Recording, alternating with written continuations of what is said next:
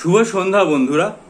গতকাল West Bengal public service commission তাদের ওয়েবসাইটে পাবলিক সার্ভিস কমিশনের যে সমস্ত আসন্ন পরীক্ষাগুলো আছে সেগুলো যে একটা ক্যালেন্ডার, টেন্টেটিভ ক্যালেন্ডার অর্থাৎ পরীক্ষার সম্ভাব্য তারিখ দিয়ে একটা ক্যালেন্ডার প্রকাশ করেছে। ক্যালেন্ডার প্রকাশ করার ঘটনা পিএসসির ইতিহাসে প্রথম নয়। এর আগেও তারা, করোনার আগেও তারা এরকম ক্যালেন্ডার প্রকাশ করেছিল। হয়তো বিভিন্ন সময় দেখা যায় যে ক্যালেন্ডারগুলোর যে তারিখ আছে সেটা অনেক সময় মানা যায় না, এদিক ওদিক হয়ে যায়, সেই জন্য এটাকে সম্ভাব্য বা টেন্টেটিভ তারিখ বলে। কিন্তু গতকালের যে ক্যালেন্ডার সেটাতে প্রথম যে ঘটনাটা পিএসসি ঘটালো, যেটা এর আগে কোনোদিন ঘটায়নি, সেটা হচ্ছে একটা পরীক্ষায় কতজন পরীক্ষার্থী বসতে চলেছে সেটার সংখ্যাটা অফিসিয়ালি দিয়ে দেওয়া। এতদিন পর্যন্ত আমরা বিভিন্ন পরীক্ষার ক্ষেত্রে বিভিন্ন জায়গা থেকে একটা আন্দাজ করার চেষ্টা করতাম যে কোনো একটা পরীক্ষায় কতজন বসছে, কিন্তু অফিসিয়ালি এরকম কোনো ডিক্লারেশন পাবলিক সার্ভিস কমিশনের তরফ থেকে আসতো না। কিন্তু গতকালের যে ক্যালেন্ডার প্রকাশ হয়েছে সেখানে পাবলিক সার্ভিস কমিশন জানিয়েছে যে মিসলেনিয়াসের যে প্রিলিমিনারি পরীক্ষা তাতে 2,54,000-এর বেশি পরীক্ষার্থী বসতে চলেছে।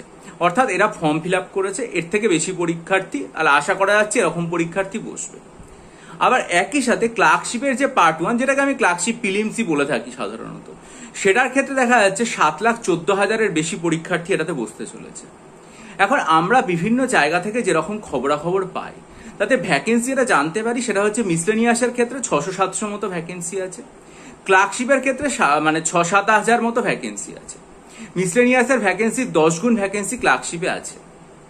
এখন মিসলেনিয়াস যদি 2.5 লক্ষ পরীক্ষার্থী পরীক্ষা দেয় এবং সেখান থেকে আলটিমেটলি প্রিলিমিনারি, মেন এবং ইন্টারভিউ কোয়ালিফাই বাধা টপকে শেষ পর্যন্ত 600-700 জন পরীক্ষা দেয়, তাহলে হিসাব করলে দেখা যাবে যে হয়তো 1000 জনের মধ্যে 2-3 জন পরীক্ষার্থী শেষ পর্যন্ত সিলেকশন পাচ্ছেন। আবার একই রকম ভাবে যদি আমরা ক্লার্কশিপের ক্ষেত্রে দেখি, তাহলে এই যদি 7 লাখের বেশি পরীক্ষার্থী পরীক্ষা দিচ্ছে এবং সেখান থেকে 7,000 সিট থাকে, তাহলে হয়তো শেষ পর্যন্ত যেটা দেখা যাবে সেটা হচ্ছে 100 জনে 1 জন পরীক্ষার্থী সিলেকশন পাচ্ছে।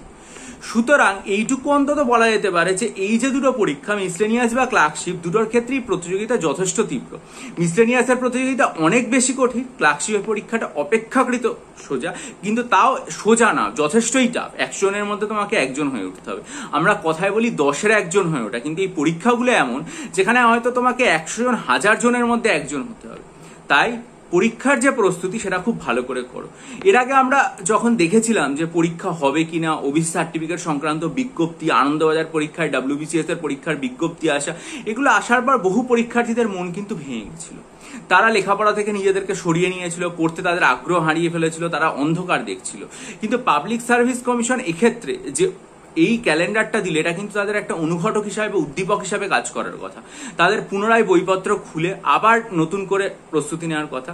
মিসলেনিয়াস পরীক্ষার জন্য আমরা যদি দেখি তাহলে আমাদের হাতে কিন্তু এখনো পর্যন্ত প্রায় 2.5 মাস সময় আছে বা তার বেশি সময় আছে। ক্লার্কশিপের ক্ষেত্রে যদি আমরা দেখি তাহলে আমাদের ক্ষেত্রে 4.5 মাসের বেশি সময় আছে। আর WBCS 2024-এর প্রিলিমস যদি দেখি তাহলে 5.5 মাসের বেশি সময় আছে।